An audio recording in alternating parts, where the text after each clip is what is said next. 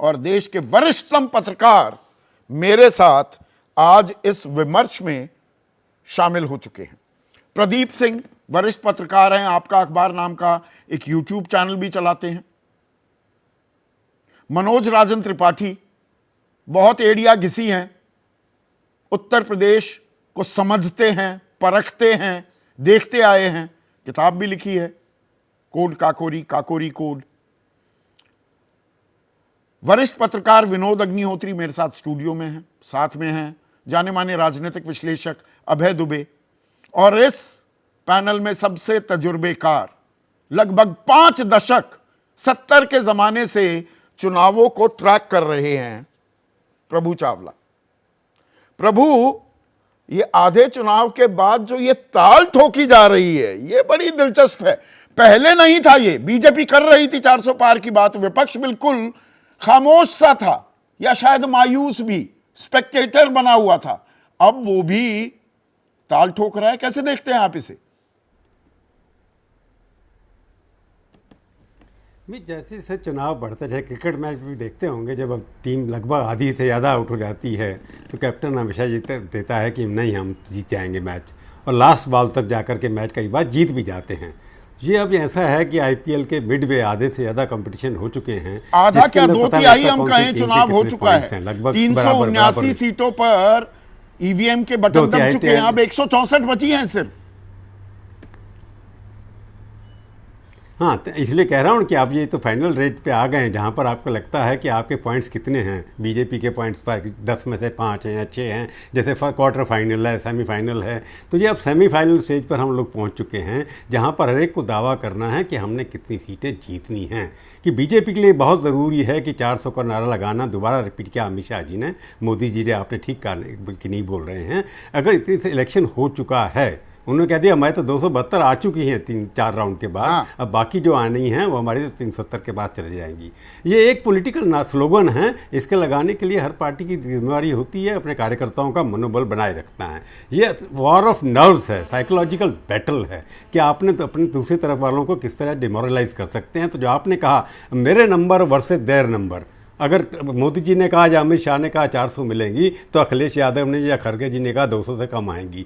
तो ये बात डिस्कशन हो रहा है कि कितनी की सीटें आएंगी या कितने नहीं आएंगी। नहीं, विपक्ष के इस उत्साह की कोई खास वजह आप देख रहे हैं प्रभु, या करंट तो नहीं था चुनाव में, अंडर करंट कुछ ऐसा था जो लोगों को समझ नहीं आ रहा था, या जनता जनार्दन ने जो मन बनाया अब क्या उसकी था, या कुछ भांप ली है विपक्ष ने, या ये मुंगेरी लाल के हसीन सपने देख रहे हैं? देखिए, आपने पहले कहा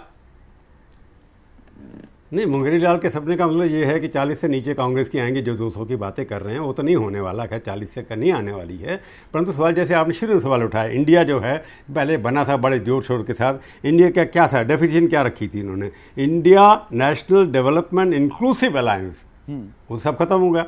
ये सारी विचारधाराओं की लड़ाई नहीं थी। परंतु एक चीज़ मैं आपको स्पष्ट कर दूं, हम पत्रकारों कई बार भूल जाते हैं आंकड़े के अंदर। ये इलेक्शन 2019 से फ़र्क क्यों है? क्यों आपको लगता है कि ऑपोजिशन दिखाई देती है कि मनोबल बढ़ा हुआ है? इसलिए कि index of opposition unity, IOU जिसको कहते हैं, 2019 के मुकाबले में इस चुनाव में ज़्यादा दिखाई देता है। 1 to 1 जो हैं 350 से ज़्यादा सीटों के ऊपर बीजेपी के खिलाफ या उनके एनडीए के अलायंस के खिलाफ एक ही व्यक्ति खड़ा हुआ है। पहले ऐसे नहीं हुआ था। जब 1 to 1 अलायंस होगा उसके अंदर सब जाति समीकरण भी आ जाएंगे, जो एंटी इनकम्बेंसी है वो भी आ जाएगी। तो अपोजिशन को अब दिखाई देने लगा कि जहाँ भी उनकी डायरेक्ट फाइट बीजेपी से है वहाँ उनको हावी पड़ रहे हैं कुछ प्रदेशों के अंदर। जैसे बिहार की बात करें, हालांकि एनडीए अलायंस नहीं बना वहाँ पर, परंतु लगभग डायरेक्ट फाइट वहाँ पर बहुत जगह है। महाराष्ट्र में तो बिल्कुल डायरेक्ट है, कर्नाटका में भी डायरेक्ट है, बिहार में ऑलमोस्ट, क्योंकि CPM और ये सारे स्विंग स्टेट्स की बात कर रहे हैं आप। करने की बात नहीं है। परंतु यहाँ पर मैं सब स्टेट्स की बात कर रहा हूं, क्योंकि जहां इलेक्शन डिसाइड होने वाला है महाराष्ट्र, कर्नाटका, वेस्ट बंगाल और बिहार, इन 4 स्टेट्स के अंदर क्या होगा, वहां पर इंडेक्स ऑफ अपोजिशन यूनिटी बहुत हाई है। जो आप कह रहे हैं कि अपोजिशन में दम कहां से आया है, क्योंकि ऑपोजिशन को लगता है कि सारे विरोधी आप खड़गे और केजरीवाल और आपको अखिलेश यादव एक मंच पर दिखाई देंगे, कल दिखाई देंगे, केजरीवाल से भी लखनऊ जा रहे हैं। तो जो ऐसा लगता है कि अब आज चांदनी चौक के अंदर देखा होगा आपने, केजरीवाल कांग्रेस के लिए समर्थन कर रहे थे, तो देखने की बात है कि जब इस तरह की बातें हो रही हैं, जहां इतने बड़े नेता एक स्टेज पर जा रहे हैं, तो ध्रुवीकरण पॉलिटिकल हो रहा है। बीजेपी चाहती है कि कम्युनल ध्रुवीकरण हो, पर कांग्रेस पार्टी, बाकी लोग जाते हैं कि ये ध्रुवीकरण जातीय स्तर पर हो, जो उनके अपने मुद्दे हैं सब लेकर के चले हैं। इसलिए वो उनका मुद्दा क्या है कि हमने सिर्फ डेमोक्रेसी को बचाना है। आपने शर्मा जी की बात की, असम के चीफ मिनिस्टर हैं, उनके आज का बयान नहीं देखा आपने? आज का बयान तो बहुत ही अच्छा है। उन्होंने रांची के अंदर प्रेस कॉन्फ्रेंस में कहा, जो मैंने देखा ट्विटर के ऊपर, एक्स के ऊपर, कि हमारे को 400 सीटें इसलिए चाहिए कि हमें ईडी और सीबीआई को भी मजबूत करना है। उन्होंने एक और इशारा कर दिया है, सबसे ज़्यादा वो बोलते हैं, बड़े स्ट्रॉन्ग चीफ मिनिस्टर हैं, तो उधर से ऑपोजिशन को डर लगता है ये क्या हो रहा है।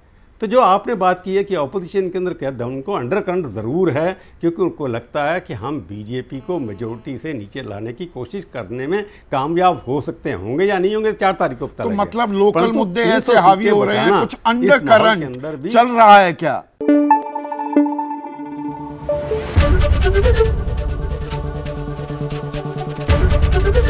एबीपी न्यूज आपको रखे आगे।